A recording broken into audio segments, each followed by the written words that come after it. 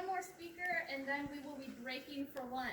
So, Sarah, you gotta let us go into lunch on a high note, yeah? Yeah? All right, so we have Sarah Huston representing Newaygo Right to Life.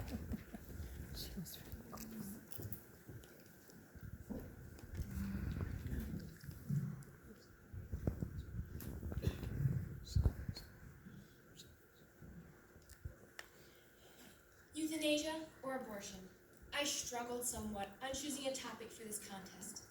Yes, it's easier to talk about a baby with no voice, but many in our older generation are just as helpless and have no voice. When they get older and can't do as much, we make them feel as though they don't have a purpose. If they don't want to live, they now have euthanasia, or some would say mercy killing. There are some situations that have made me think, what is right? What should you do? And I don't know. I don't have the answer. That is between you and God. But I would be so very careful when making that decision. Pray, read your Bible, and get advice from people who are close to God. But in the end, you must make that decision. Hopefully, by the end of my presentation, you will come to the same conclusion I have, that euthanasia is wrong. If we saw a man on the edge of a building saying he doesn't have anything left to live for, would we look up and say, okay? The answer is no. We would do all we could to stop him from jumping. What if we went up there, talked to him, and found out he has 6 months left to live? Would we step back and wish him well on his way to death and tell everyone to go back to their own lives? Now you're saying, Sarah, that is ridiculous. People wouldn't do that. Well, that's what's happening when we say that euthanasia is okay. We are trying to ignore God by saying that we are going to end your life now, even if you are the one making the choice. Have you ever thought about how much it will affect other people? It does affect other people, not just you.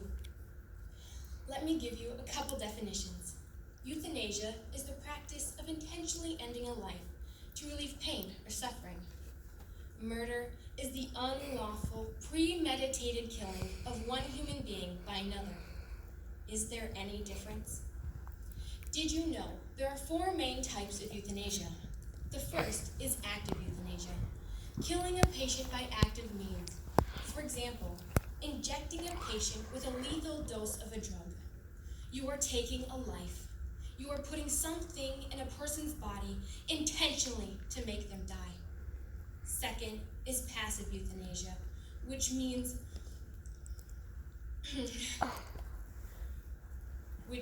intentionally letting a patient die by withholding artificial life support, such as a ventilator or feeding tube.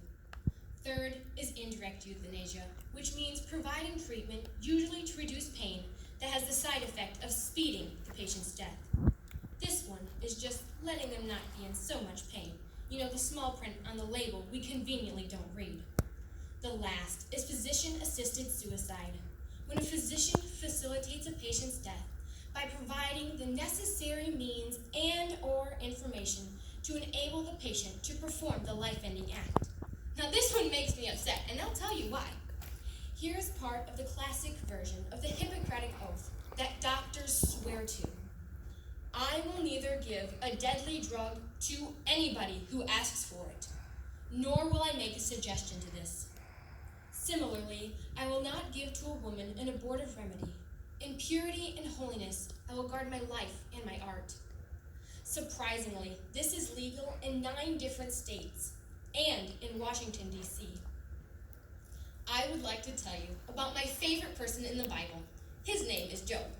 If anyone had a good reason for saying, hey, I'm done, just kill me now, it would be him. He was, in God's own words, a perfect and upright man. Job was a very rich man with a high position in the land. And Satan came to God, and God said, have you seen my servant Job and how he is perfect? Satan said, well, that's because you've put your hedge of protection around him. Take those things away, and he will curse you to your face. God said, go ahead. Just don't take his life. So Satan took all his material possessions and killed all 10 of his children. Now you say, that was bad, but what does it have to do with anything? Well, I'm glad you asked. You see, that's not all that happened to Job. Satan afflicted his body with sores, and as he was scraping the boils off, his wife said, "Just curse God and die." Now that's not very comforting, right? Then Job's friends came over and said, "Job, you have to have done something wrong, because bad things don't happen to good people." So Job lost everything, but his faith in God. What I'm trying to say is, look at Job. His pain was physical, just like we have physical pain.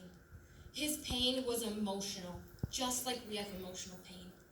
His pain was spiritual, and when we feel like even God has left us, that's spiritual pain.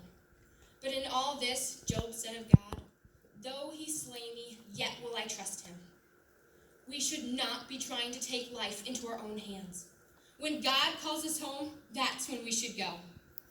Even if you have a terminal illness, God can use that for good. My grandma had cancer, and while she was in the hospital or in treatments, she touched lives that would not have been touched by her if she didn't have cancer. We still need to remember that God can do miracles, even if he doesn't do a miracle. Just know he has a purpose for your life. For life, there should be no difference. If I'm in the womb, 19 or 105, my life is worth something, and yours is too.